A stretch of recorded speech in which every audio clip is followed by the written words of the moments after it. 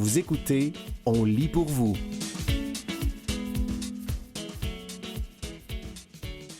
Ce besoin de raconter sa vie. Un dossier de Marissa Grosguet, paru le 12 juillet 2026 dans La Presse.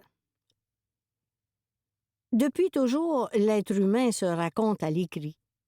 Il existe partout au Québec des initiatives visant à guider la rédaction d'une autobiographie ou de mémoire. Qu'est-ce qui explique ce besoin fondamental de laisser une trace? Premier texte, pour laisser une trace. Attablés en demi-cercle dans l'ancien presbytère de la rue principale d'Albanel, 5 auteurs ont devant eux les autobiographies qu'ils ont rédigées ces dernières années. Sans expérience aucune, ils ont entrepris de retracer leurs souvenirs dans un livre en participant au programme d'écriture Je me raconte, dont les ateliers permettent de bâtir, page par page, le récit de sa vie. Tout à gauche, dans sa veste fleurie bleu et blanc, Évangéline Plourde, 82 ans, veut laisser un peu de souvenirs de son passage dans le temps. Ses souvenirs d'enfance sont clairsemés, mais la grand-mère et arrière-grand-mère évoquent dans son livre le soir d'automne où, toute jeune, elle s'est retrouvée assise au pied d'un bâtiment de ferme. Elle lit l'extrait au groupe. « C'est là que je prends conscience que je suis quelqu'un. Je me mets à fredonner la chanson au fond des campagnes. Et là, je me sens vraiment heureuse. » Aldéi Darvaux, lui, s'est intéressé à ses ancêtres, la famille Darvaux du Lac-Saint-Jean. Cela a permis de consigner des souvenirs partagés par beaucoup de personnes. J'ai reçu beaucoup de feedback, de parfaits inconnus, dit le sociologue de formation, né en 1942. Marie-Claire Fontaine, 71 ans, a plutôt orienté son autobiographie vers le tournant qu'a pris sa vie durant les années 1980. La persévérance dans ce que j'entreprends qualifierait le mieux mon passage sur cette terre, si je pense au changement de style de vie que j'ai adopté à l'âge de 30 ans quand j'ai décidé d'arrêter de boire, écrit-elle dans « À 30 ans, j'ai changé ma vie ». Les récits de ces auteurs tracent une histoire commune, celle du besoin de se raconter. L'important, ce n'est pas d'avoir eu une vie extraordinaire, mais de trouver extraordinaire, d'avoir reçu la vie et de l'avoir vécue, nous dit Carole Gagnon, coordonnatrice et animatrice du programme Je me raconte. Gérard Barry, le 5e auteur présent ce jour-là, voulait témoigner dans son autobiographie du fait que la vie peut être belle, mais que c'est à nous de faire qu'elle soit belle. Et puis, sa femme et lui, ajoute-t-il, avaient l'une des 3 seules fermes du Saguenay où la femme était considérée comme une partenaire officielle de l'entreprise. Quand j'étais jeune, mes grands-parents me racontaient leur vie. Maintenant, je veux aussi témoigner de quelle façon s'est bâti notre pays. Un besoin fondamental. Depuis 2002, le programme Je me raconte a rejoint, partout au Québec, plus de 560 participants. Des initiatives comme celle-ci existent un peu partout dans la province. Durant la pandémie, en 2020, Jeannette Bertrand a lancé des leçons en ligne où elle enseignait les rouages de l'écriture autobiographique. Le projet, Écrire sa vie, était un moyen d'aider les aînés à passer à travers la période pandémique, explique le docteur David Lucier, gériatre et co-directeur scientifique du programme. Le livre « 100 ans d'histoire » Vous m'avez raconté le Québec de Jeannette Bertrand résulte de ce projet qui a également permis l'écriture de 2000 récits autobiographiques. Toutes ces histoires personnelles se rassemblent dans la grande histoire collective et permettent un legs pour la descendance ainsi que pour la collectivité, mentionne le docteur Lucier. Raconter nos vies est important justement parce qu'il s'agit d'une forme de manifestation de notre humanité, à côté de la science, de la mythologie, de la poésie, dit Luce Desaulniers, docteur d'État en anthropologie et professeur émérite au département de communication sociale et publique de l'Université du Québec à Montréal, UQAM. Faire le récit de soi, dit-elle, c'est un processus tout à fait humain, un besoin fondamental. C'est une pratique ancestrale. On n'a rien découvert. Un coup de main pour se raconter. Pour aider les gens à se lancer dans la rédaction de leur mémoire, Maude Roberge-Dumas et Christian David ont fondé L'Assembleuse, une boutique où l'on vend notamment des journaux autobiographiques. Des familles perdent leurs souvenirs parce que l'écriture des mémoires est trop pragmatique, témoigne Maude Roberge-Dumas. Le journal de L'Assembleuse se veut simple.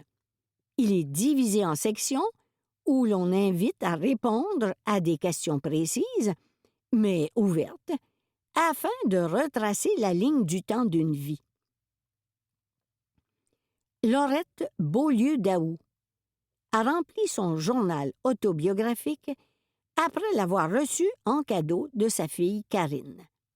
Son mari, décédé il y a 3 ans, avait lui-même écrit ses mémoires.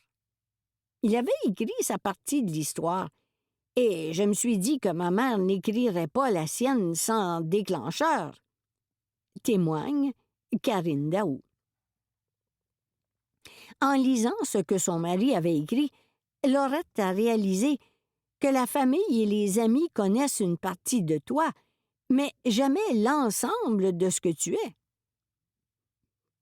Alors, elle a écrit aussi, en commençant par son enfance.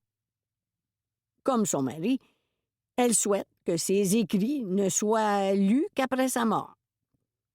Les gens de mon époque, on n'a pas beaucoup de facilité avec les mots et la communication, dit-elle aujourd'hui. Mais je souhaiterais que tout le monde fasse l'exercice. C'est tellement bon pour soi-même. Raconter à tous âges.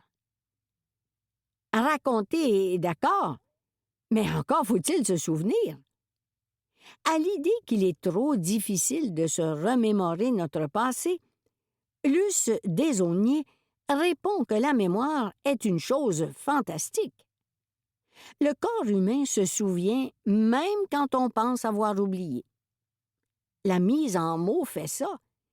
Ce n'est pas un réservoir dans lequel on puise, c'est plutôt comme si on tirait sur un fil dans le travail de remémoration et que les choses revenaient à force de délier la bobine. D'ailleurs, la rédaction de ces mémoires semble a priori destinée à ceux qui ont le vécu nécessaire pour noircir des pages de récits.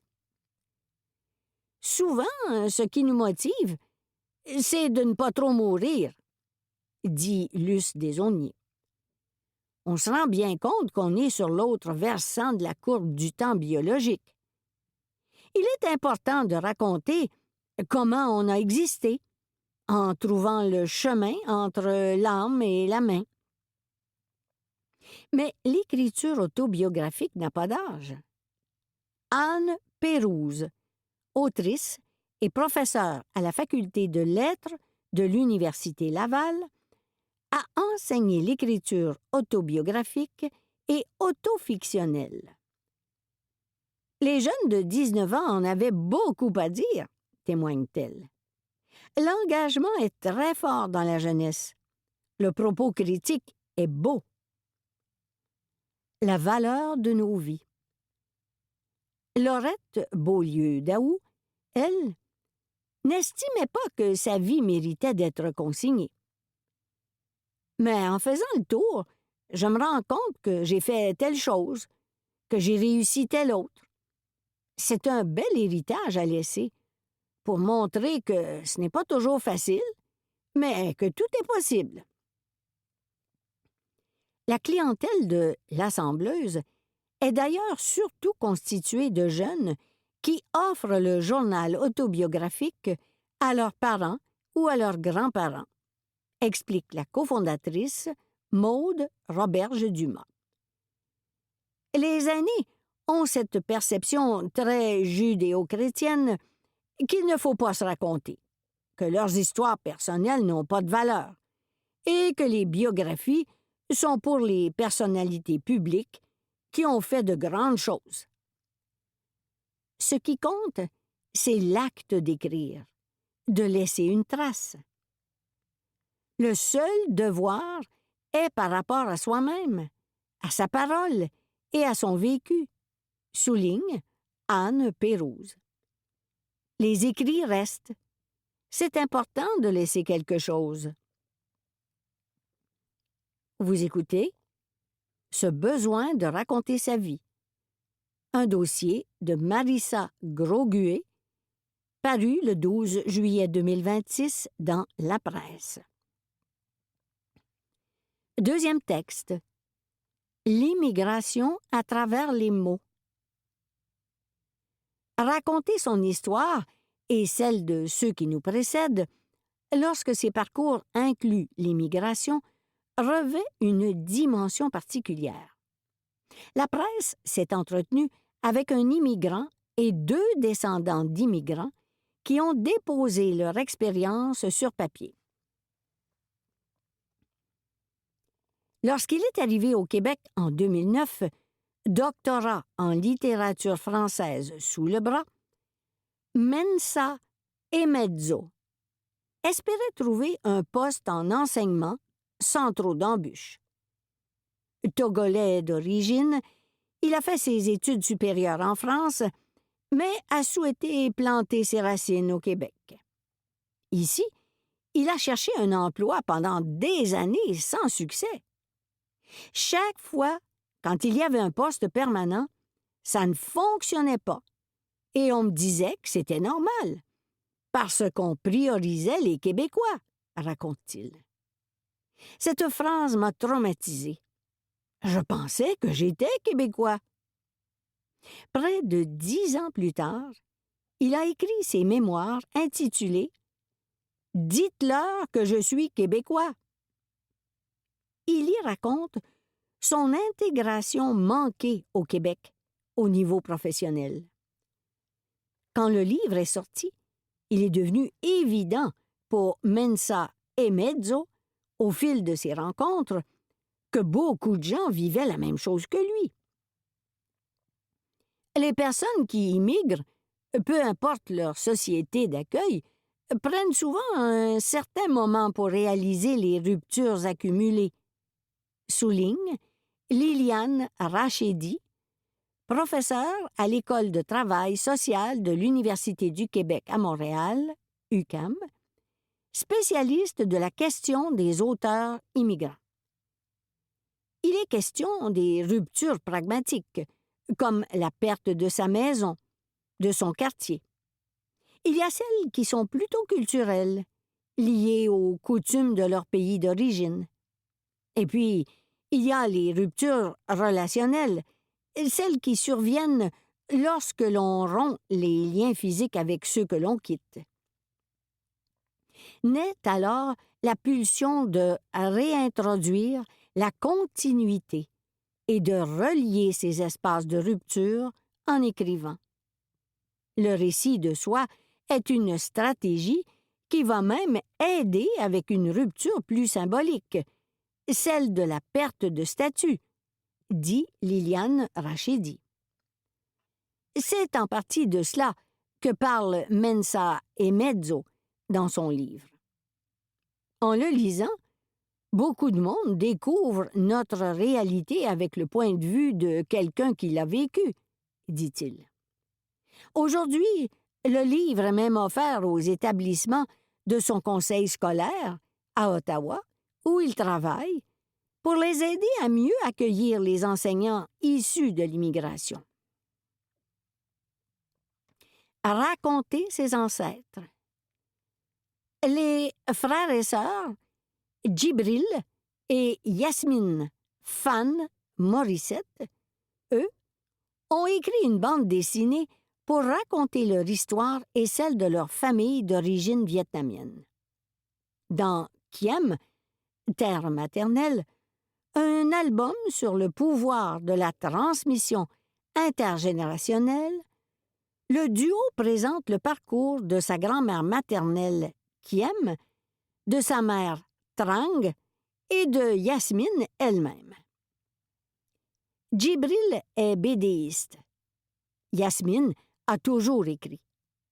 Leur mère, elle aussi, avait écrit un livre pour raconter son voyage en bateau du Vietnam au Canada. Leur grand-mère, elle, avait consigné au crayon à mine tout un pan de son histoire, que sa fille, Trang, a traduit et retranscrit à l'ordinateur pour ne pas les perdre, et pour que ses propres enfants, qui ne parlent pas vietnamien, y aient accès. Ces récits ont inspiré le roman graphique qu'ils ont fait paraître en 2020. C'était le prolongement d'une réflexion qu'on avait déjà eue ensemble, en famille, dit Yasmine. Mais le produit, l'album, est à la fois le processus, parce qu'on raconte les différents moments où on est allé au Vietnam et où on a rencontré des membres de notre famille alors qu'on avait déjà commencé à écrire le livre, ajoute Djibril. L'histoire des 3 femmes de la même lignée, au parcours si différent, a renforcé le lien qu'elles partagent. Ça m'a permis de rencontrer ma grand-mère, décédée avant que je naisse, mais ça m'a, par-dessus tout, rapproché de ma mère, dit Yasmine Fan Morissette. Le second chapitre du livre, qui se penche sur la vie de Trang, a été écrit en collaboration étroite avec elle, dans un processus très émotif et intime. Un point de vue direct. On écrit pour prendre la parole, s'insérer, faire réfléchir, raconter ce qu'on a vécu, énonce Liliane Rachedi. La fonction de témoignage est importante. La fonction thérapeutique est aussi bien documentée, ajoute la professeure. Ici, s'insère parfois la douleur des souvenirs, bien que l'acte d'écriture permette un processus de distanciation et même de réparation pour certaines personnes. Avec le temps, écrire une page va permettre d'être capable de la tourner, dit Liliane Rachedi. Raconter l'intimité mène à une 3e fonction, la transmission. On cherche à raconter des histoires personnelles qu'on a vécues avec notre point de vue, et pas juste celui qu'on retrouve dans les médias, dit Mme Rachedi.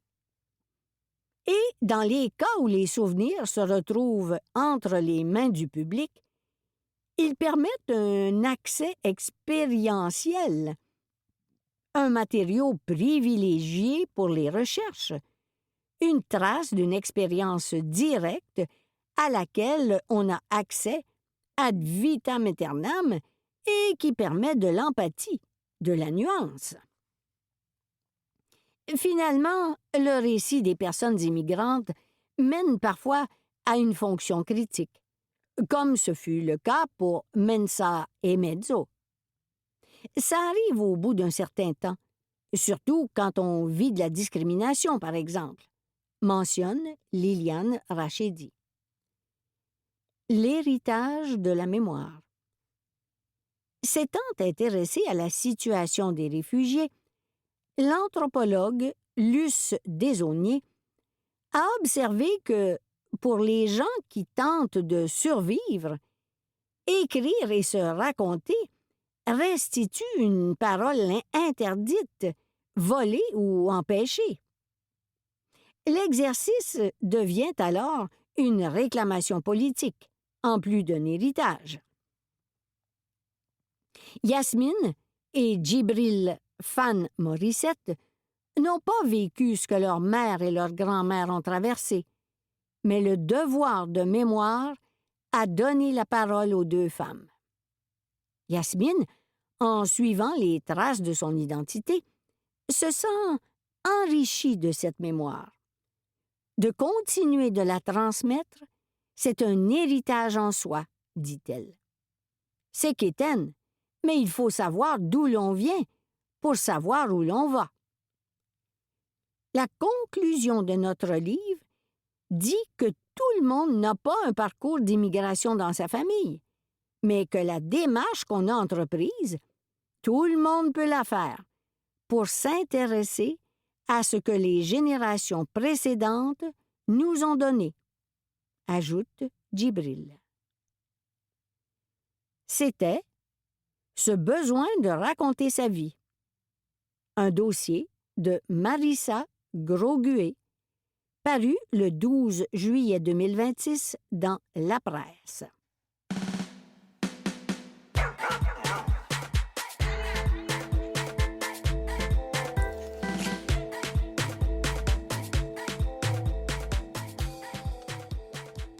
Une minorité d'opérations hors délai devrait être transférée au privé par Santé Québec. Un texte d'Isabelle Porter paru le 29 juillet 2026 dans Le Devoir. Santé Québec pense pouvoir faire fondre de moitié la liste d'attente en chirurgie au cours des prochains mois, et ce, sans transférer de patients aux cliniques privées dans la grande majorité des cas. Ainsi, parmi les 3641 personnes au Québec qui sont toujours en attente d'une opération depuis plus d'un an, seules 300 personnes devraient être transférées dans des cliniques privées, selon Stéphane Tremblay, directeur général des soins et services spécialisés et surspécialisés en santé physique chez Santé Québec. En décembre 2025, le gouvernement du Québec s'est doté d'un règlement pour que les patients en attente depuis plus d'un an puissent automatiquement être transférés dans des cliniques privées pour être opérés. Or, comme le révélait Le Devoir récemment, ce service promis pour le printemps n'a pas encore été déployé. En entrevue, Santé Québec a confirmé que le projet pilote devait toujours aboutir au cours des prochains mois, mais a souligné que ce ne serait utile que dans une minorité de cas, puisqu'elle dispose déjà d'outils efficaces pour réduire la liste d'attente. Ces outils consistent en 2 stratégies qui ont déjà donné des résultats tangibles, a expliqué M. Tremblay. La première a consisté à revoir complètement la gestion des horaires des salles d'opération pour prioriser les interventions qui vont avoir de l'impact sur la liste d'attente, comme l'orthopédie et la plastie, qui sont en grande demande. La seconde option consiste à offrir aux patients dont les demandes sont à risque de devenir hors délai d'être opérés dans des hôpitaux voisins, au public ou dans les centres médicaux spécialisés à proximité. Le but, c'est d'éviter de dépasser les 12 mois, a affirmé M. Tremblay. C'est seulement quand ces deux solutions seront épuisées qu'on recourra à l'option des nouvelles ententes avec les cliniques privées pour offrir le service, a-t-il résumé. M. Tremblay n'a toutefois pas été en mesure de dire quand cette troisième option serait offerte. L'agence analyse toujours les propositions des cliniques privées qu'elle a reçues dans le cadre de son appel d'offres d'avril. Il n'a pas non plus indiqué si ce projet pilote pourrait être étendu à tout le Québec ou non. Pour l'instant, seules les cliniques privées de Montréal et de la Montérégie qui font de la chirurgie orthopédique et plastique sont visées. Un plan de 100 millions de dollars. Ainsi, malgré les retards du projet pilote, Santé Québec dit mettre toute la gomme pour réduire les listes d'attente en chirurgie. L'agence se prépare d'ailleurs à lancer un nouveau plan de reprise chirurgicale de 100 millions de dollars pour y parvenir, dont les fonds proviennent de l'entente conclue avec les médecins spécialistes au printemps 2027. Il s'agit, a dit M. Tremblay, de réaliser 20 000 opérations de plus pour retrouver le niveau de ce qui se faisait avant la pandémie et même le dépasser. Le plan stratégique de Santé Québec prévoit de faire passer le nombre d'opérations en attente depuis 1 an ou plus à 1500 ou moins au 31 mars 2027. La cible est de 1000 ou moins au printemps 2028. Mais M. Tremblay est optimiste et pense qu'on peut cibler bien en dessous de 1500 d'ici quelques mois. Dans le fond, on veut ne plus avoir de hors-délai. On souhaite ardemment dépasser ces cibles-là. Pendant ce temps, sur le terrain, le découragement des patients est grand. Marie-Soleil Hudon, 35 ans, attend depuis 3 ans d'être opérée pour un problème d'insuffisance veineuse dans les jambes. Ce type de chirurgie est considéré comme non urgente, mais l'attente a néanmoins des effets notables sur le quotidien des personnes. Ça cause de la douleur, de l'édème, de l'enflure et des fourmillements, raconte cette éducatrice à l'enfance du centre du Québec. À mon travail, quand les enfants veulent s'asseoir sur mes jambes ou qu'ils veulent faire certaines activités, il y a des jours où je leur explique que j'ai trop mal aux jambes, puis que je ne suis pas capable, raconte-t-elle. Je leur dis que mes jambes sont malades, mais qu'un jour, je vais me faire opérer. C'était « Une minorité d'opérations hors délai devrait être transférée au privé par Santé Québec ». Un texte d'Isabelle Porter paru le 29 juillet 2026 dans Le Devoir.